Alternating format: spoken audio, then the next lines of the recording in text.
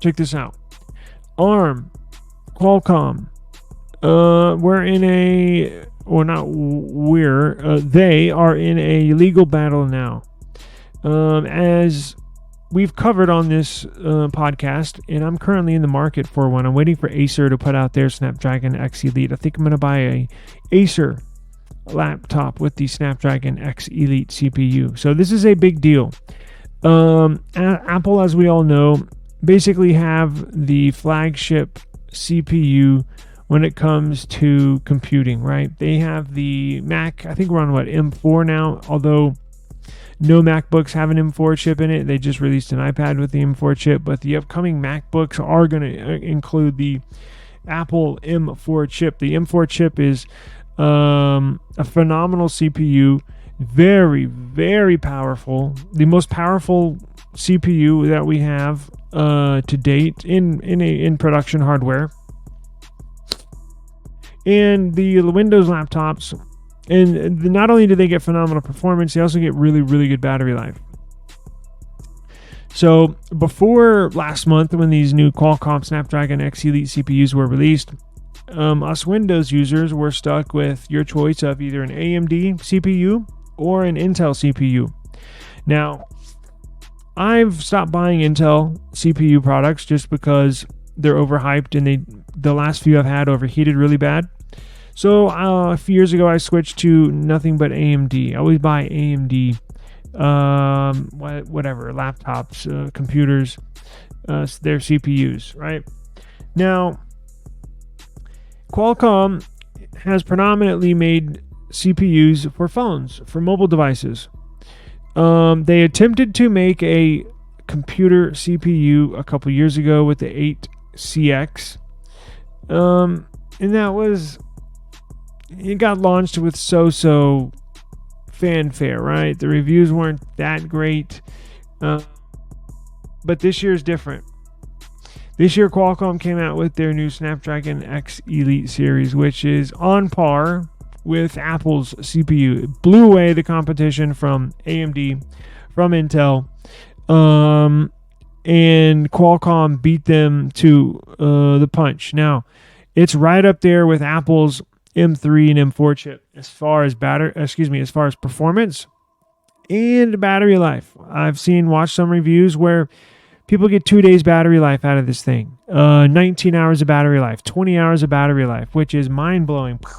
Because my laptop I have over here, an HP ProBook that has an AMD 7 series, 5th gen 7 series CPU. It's about a year and a half old. I already got to change the battery on it. The battery life only lasts a few hours, 2-3 hours. And that's it. On a year and a half old laptop. All right? I'm pissed off. I'm actually going to change the battery and give it to my daughter, because I'm going to get a Snapdragon X Elite CPU laptop. Now, ARM, who holds the rights to the ARM chips, which is a more mobile device friendly CPU. Qualcomm took that ARM CPU architecture and built their Snapdragon X Elite around that ARM foundation, right? It comes to how you build the CPU, not just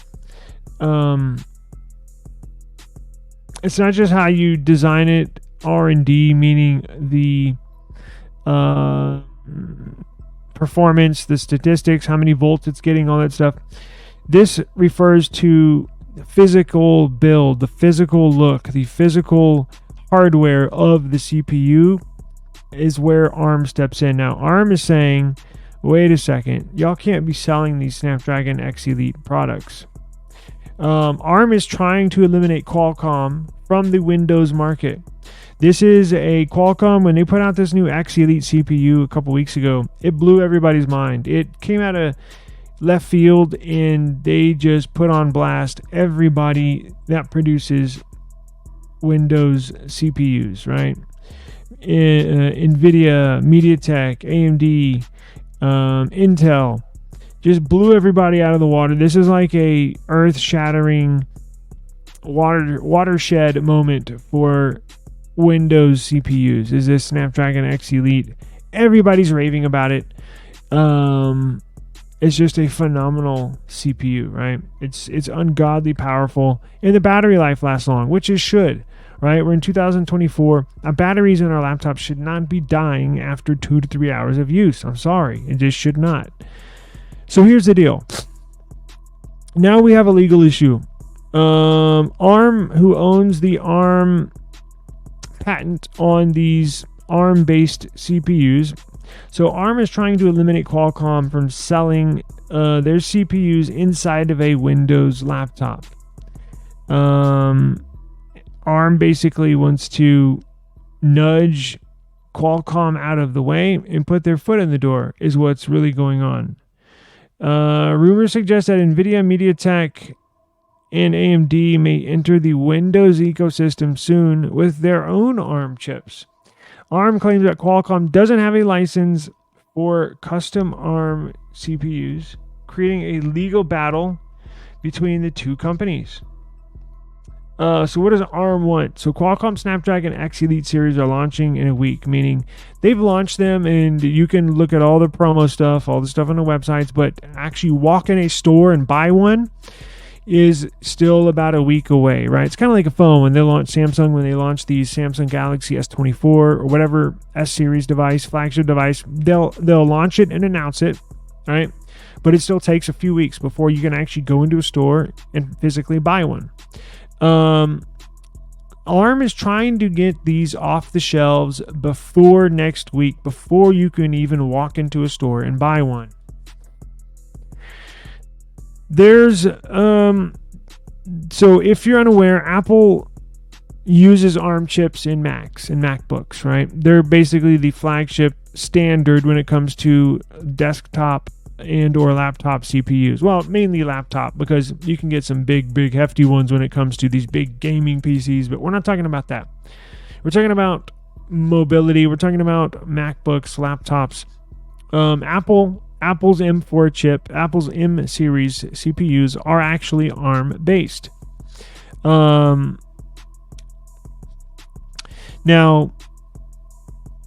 depending on your perspective, ARM Holdings, who owns the ARM architecture, and Qualcomm have been locked in legal battles for years now. For years, ever since I can remember. So probably 10 years. Just a battle back and forth because they want to gain market share. ARM wants to take Qualcomm out of the foreseeable future, so ARM can manufacture its own chips to put in place of the Qualcomm chips, right? Because if they can get legal authority, if they can get the legal system ARM on their side, and they can stop the sales of the Qualcomm-based laptops, ARM can swoop in and say, oh, well, here's our set of CPUs that we're going to now start putting in these Lenovo, Dell, HP laptops, right?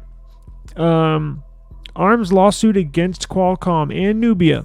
Nubia comes in because Qualcomm purchased Nubia, a smaller architecture company that used to make custom chips, ARM CPUs, very powerful ones. That was a smaller company. It was more of a mom and pop, not shop, right, but a business where it wasn't as big. No, I shouldn't say that. It was bigger than mom and pop, but it was a small company. However, they held the key.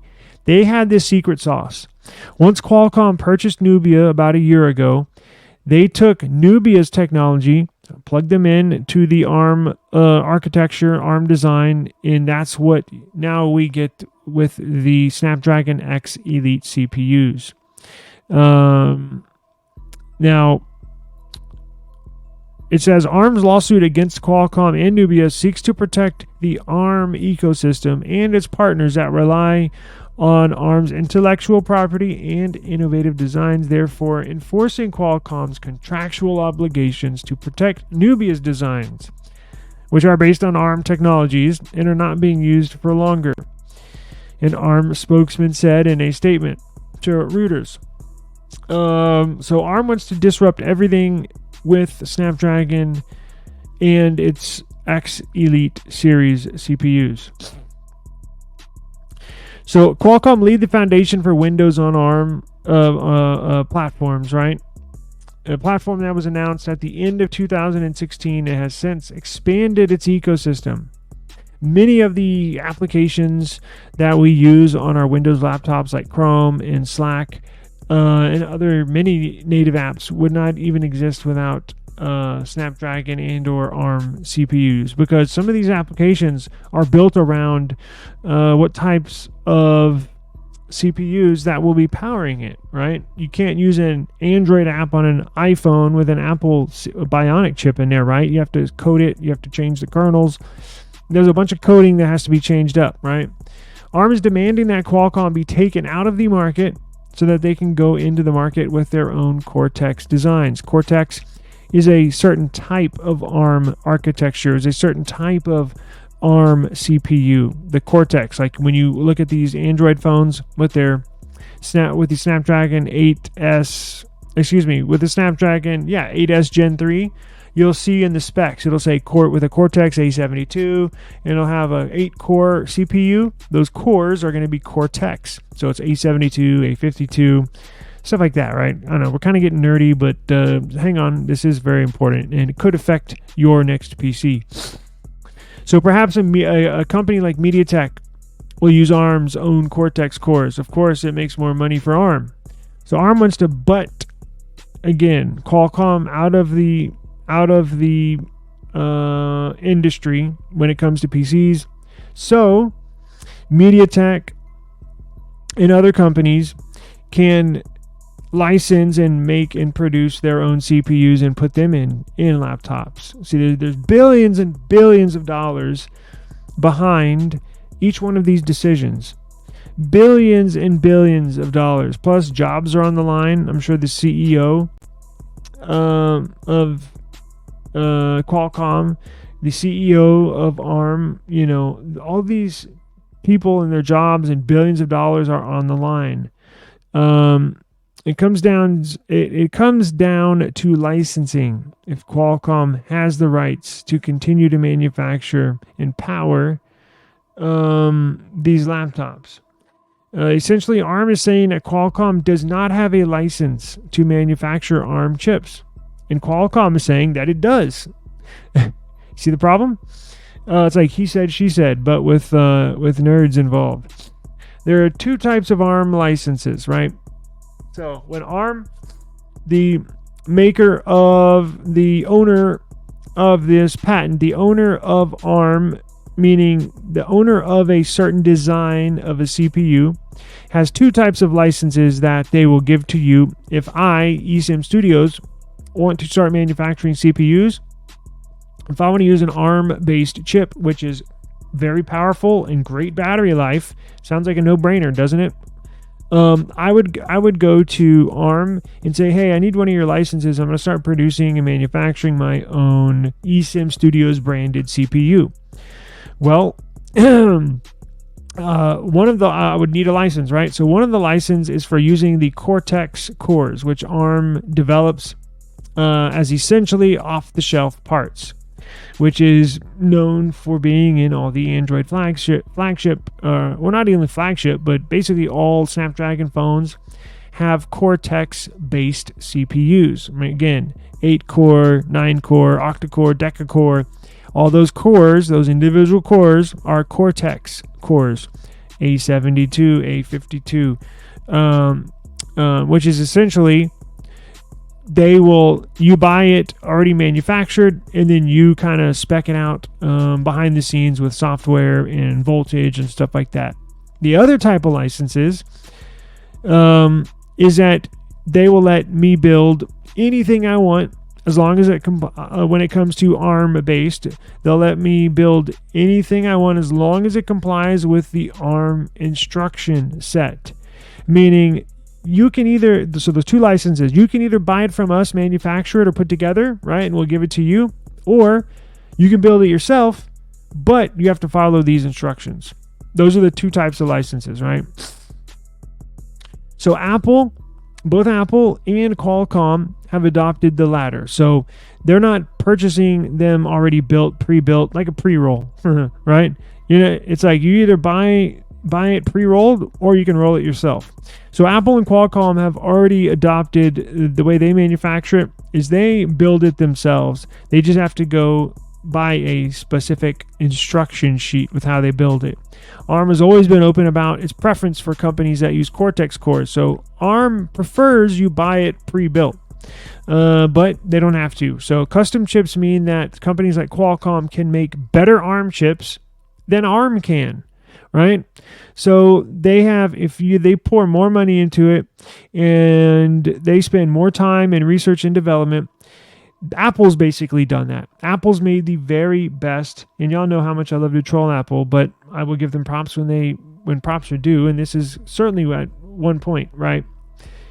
Apple's done that. Apple has made a better ARM-based CPU than ARM can make their own CPU. Just a fact. And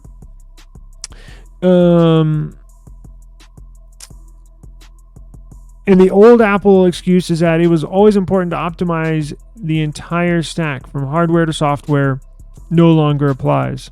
So it's gotten to the point where Apple has really fine-tuned it because they're only optimizing that CPU to one operating system, right? When you have a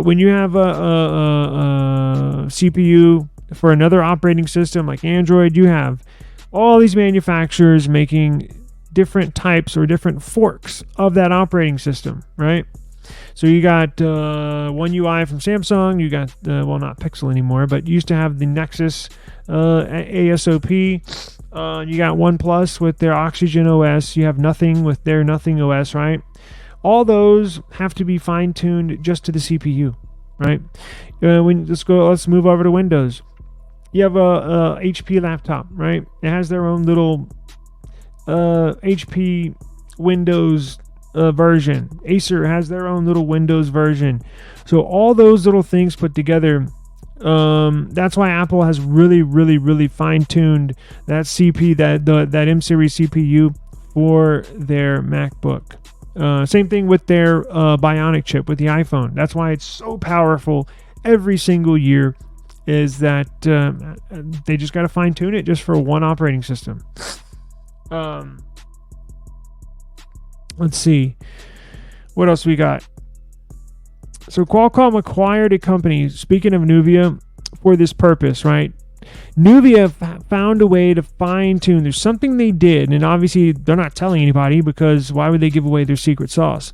So Qualcomm purchased a company called Nuvia. I want to say about 18 months ago. I remember that press release because it's an interesting name, Nuvia. I remember that name. Initially used Nuvia's architecture license.